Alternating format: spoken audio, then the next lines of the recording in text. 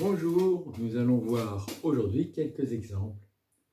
Je remercie au passage les personnes qui ont accepté l'évocation de leur histoire personnelle, bien entendu dans le respect de l'anonymat. Alors, lorsque je rencontre Anaïs pour la première fois, cette jeune femme est envahie par des attaques de panique qui se multiplient quelques semaines après son accouchement. De quoi s'agit-il? L'attaque de panique désigne cet état de crise où la personne se sent subitement très effrayée, très angoissée ou très mal à l'aise et présente différents signes physiques ou psychologiques liés à la peur, comme des palpitations, des tremblements, une difficulté à respirer, un sentiment d'oppression thoracique, la peur de devenir fou ou de perdre le contrôle, ou encore l'impression que l'on va mourir. L'attaque de panique correspond à ce qu'on appelle couramment la crise d'angoisse. Assez rapidement, les attaques de panique que présente Anaïs se focalisent sur la douche et entraînent une véritable phobie de la douche. Elle ne peut plus en prendre car elle craint d'avoir une nouvelle crise et de mourir sous la douche. Elle imagine alors son enfant orphelin et panique, ce qui la rend triste et découragée à cause de ses peurs et elle n'a plus goût à rien. Après avoir pris le temps d'analyser de façon attentive ce qui se passe, j'explique à Anaïs la méthode de l'attention paroxysale et je lui demande d'affronter sa peur en la soignant par des paradoxes. Elle prendra une douche matin et soir en souhaitant avoir la plus belle crise d'angoisse et mourir sous la douche. Ce ne sera pas grave parce qu'il y aura bien quelqu'un d'autre pour s'occuper dans sa famille de son enfant. Tout ira donc pour le mieux. Elle n'aura plus de soucis à se faire et son enfant pourra bien se passer d'elle. Comme vous le constatez, les intentions paroxysales aboutissent à des scénarios quelque peu grinçants et bizarres. La jeune femme s'étonne un peu de la méthode, mais elle l'applique le jour même sans trop y croire, mais obtient un succès complet pendant 3 jours. Malheureusement, les crises reviennent et elle se décourage et laisse tomber la méthode. Alors, quand je la revois 2 semaines plus tard, après avoir fait le point, et comme je trouve qu'elle s'est bien débrouillée, je lui demande de ne pas se décourager et d'appliquer à nouveau la méthode. Alors, le résultat est plus que satisfaisant puisqu'Anaïs contrôle parfaitement ses crises d'angoisse sous la douche pendant près de 2 semaines et la veille du rendez-vous suivant, alors que l'angoisse monte en présence de sa famille et qu'elle se sent mal, elle pense aussitôt appliquer la méthode en l'ajustant et se dit qu'elle va montrer la plus belle crise d'angoisse possible à ses proches et son état se calme. Alors, elle en est très fière d'avoir un peu pu stopper la crise, elle en est même joyeuse, ce qui lui redonne le moral. Le suivi se poursuivra assez simplement. Anaïs présentera encore quelques attaques de panique sous la douche en famille, qu'elle contrôlera aussitôt avec succès, et quelques mois plus tard, elle prend à nouveau des douches, cette fois pour se détendre, et les séances peuvent s'espacer. La fin du suivi est décidée un peu plus d'1 an plus tard, sans qu'aucune rechute n'ait été constatée. Voici un autre exemple de suivi que je détaillerai de façon un petit peu plus approfondie. 5 ans avant notre premier entretien, à l'approche de Noël, Gérard présente une gastro-entérite durant quelques jours et il s'en inquiète, se demandant comment il va le faire pour les repas de fête. Et les 2 mois qui suivent cet épisode, il ne mange quasiment plus rien et perd environ 8 kilos. Il consulte le médecin qui décide un bilan sérieux qui se montre rassurant, éliminant notamment tout cancer.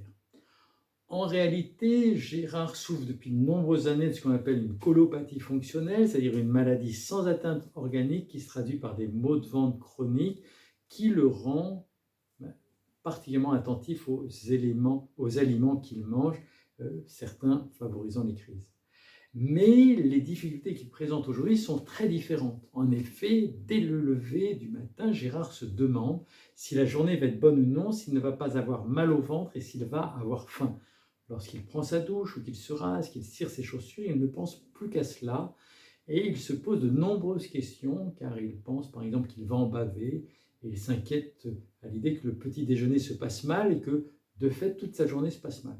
Au moment du petit déjeuner, il analyse et sait dès la première bouchée si la journée va être bonne ou pas. Et alors, soit il déjeune avec plaisir, soit il va raccourcir son déjeuner. Et ces questionnements interminables qu'il se pose sur l'état digestif qu'il va présenter au cours de la journée, Gérard a beau les chasser de sa tête en pensant à autre chose, eh bien c'est en vain, il ne peut pas s'empêcher de se demander si cela va aller ou pas, et il guette les symptômes, craignant de ne pas pouvoir profiter du repas qui suit. Ça devient une véritable obsession. Alors les mauvais jours, ils présentent une sorte de pesanteur au ventre qui le gêne parfois toute la journée, pesanteur qui s'accompagne d'un état de fatigue et de sensation de malaise, et il se montre hyper vigilant à la moindre sensation digestive, pensant que cette sensation sera moins intense s'il mange peu. Il cherche aussi du coup à la repérer le plus vite possible pour ajuster son régime alimentaire, et il finit par réduire son alimentation pour profiter de son repas suivant.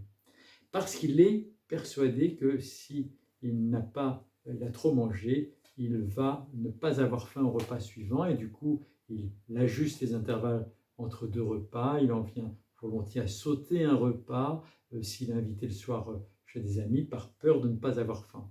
Il est également capable de prendre son petit déjeuner plus tôt ou de l'alléger pour être sûr d'avoir faim au repas de midi, et s'il est amené à manger tardivement, il va se restreindre pour être certain d'avoir faim au repas d'après. Bref, il s'impose d'énormes règles pour réguler ses douleurs et son appétit. Et le drame, en fin de compte, c'est qu'il rêve de bien manger. Ce qui le rend malheureux, c'est de ne pas y arriver. Il rêve d'avoir faim en se mettant à table et de manger un excellent repas. Or, il ne ressent plus la sensation de faim et se sent vite rassasié. Il mange peu alors qu'il serait content de pouvoir se rassasier. Le pire, en plus, c'est qu'il n'a jamais été aussi gourmet. La surveillance digestive et les restrictions alimentaires qu'il s'impose le privent de son plaisir préféré. Et ce plaisir de manger lui paraît d'autant plus important qu'il en est privé. Jamais la nourriture ne l'a autant intéressé, et de fait, la nourriture l'obsède dans tous les sens du terme. Il va parfois un peu à reculons au travail à cause de son inquiétude alimentaire. Il peut aussi craindre de commettre des erreurs, a volontiers des scénarios un peu catastrophes dans la tête, et peur de faire des erreurs avec ses clients. À la fois, du coup, il est devenu plus perfectionniste, mais il est également moins jovial qu'il ne l'était, moins patient, plus irritable. Alors, nous commençons ce traitement par l'intention paradoxale, et je commence par expliquer à Gérard la méthode. Il s'agit d'affronter sa peur en apprenant à désirer ce que l'on craint, et je lui donne ainsi des exemples de soins, de phobie ou d'obsession avec l'intention paradoxale. Je lui explique que nous allons analyser les situations qui posent problème en cherchant à en extraire les peurs sous-jacentes, puis en formulant les intentions paradoxales qui en découlent. Alors, quelle sera l'évolution de Gérard au cours des 12 séances qui suivra? Au début de suivi, Gérard a du mal à décrire les préoccupations anxieuses qui l'obsèdent. Or, il faut une bonne analyse à la fois de la situation et des peurs sous-jacentes pour bien pouvoir fixer les scénarios d'intention paradoxale. Ce qui est certain, c'est qu'il a bien compris la méthode sur un plan théorique. En revanche, l'appliquer ne va pas de soi. Dans un premier temps, je l'aide donc surtout à analyser les peurs sous-jacentes à ces ruminations. Par exemple, il craint de ne pas avoir faim au repas suivant, donc il faut apprendre à désirer ne pas avoir faim au repas suivant. Il a une phrase qui revient volontiers en tête, selon laquelle il va en baver. Autant dire qu'il craint d'en baver, je lui suggère donc de souhaiter en baver. Je lui apprends également à chercher à détourner ses pensées, à ne pas détourner ses pensées lorsqu'il appréhende ses mots de vente, mais plutôt à les affronter avec une intention paradoxale, puisque chercher à penser à autre chose ne lui a jamais été d'aucun secours. Alors je lui demande aussi de ne pas sauter ses repas. Si une pesanteur abdominale ou une appréhension se présente et qu'il a envie de supprimer un repas pour avoir faim au repas suivant, il faut au contraire manger le repas en question précisément en désirant ne pas avoir faim au repas suivant. Pendant plusieurs séances, les résultats sont très partiels. Certes, Gérard finit par ne plus sauter de repas, mais il a encore mal au ventre et reste très omnibulé à l'idée de passer une mauvaise journée. Il tente de pratiquer l'intention paradoxale avec humour, cependant il n'arrive pas à appliquer jusqu'au bout la méthode. Par exemple, il souhaite ne pas avoir faim au repas suivant par intention paradoxale, il se contraint à ne pas sauter de repas, mais il pratique au cours de ce repas des restrictions alimentaires de peur de ne pas pouvoir manger au repas suivant, ce qui, en fin de compte, annule la méthode. Il reste donc assez tendu. Nous travaillons un peu autour de l'humour et, par exemple, il décidera sous forme de caricature humoristique l'intention paradoxale. Cela le détend, mais ça ne solutionne guère encore son problème. Finalement, ce n'est qu'à partir du moment où Gérard comprend qu'il annule la méthode après l'avoir appliquée que son état s'améliore vraiment. Par exemple, en vacances, il a fait du vélo dans l'espoir d'augmenter sa faim, alors qu'il aurait plutôt dû se reposer en souhaitant ne pas avoir faim au repas suivant. Il mange de bonne heure à 8 heures du matin afin d'augmenter son appétit pour le repas de midi, mais il aurait dû se lever tard et prendre son petit déjeuner tard dans l'espoir de se bloquer l'appétit à midi. Tous ces petits détails concrets vont dans le sens de l'angoisse et annulent les intentions paradoxales, par ailleurs correctement pratiquées. Voyant qu'il a encore tendance aux restrictions alimentaires, appréhendant de ne pas avoir faim au repas suivant, je lui demande alors de veiller à ne pas annuler la méthode.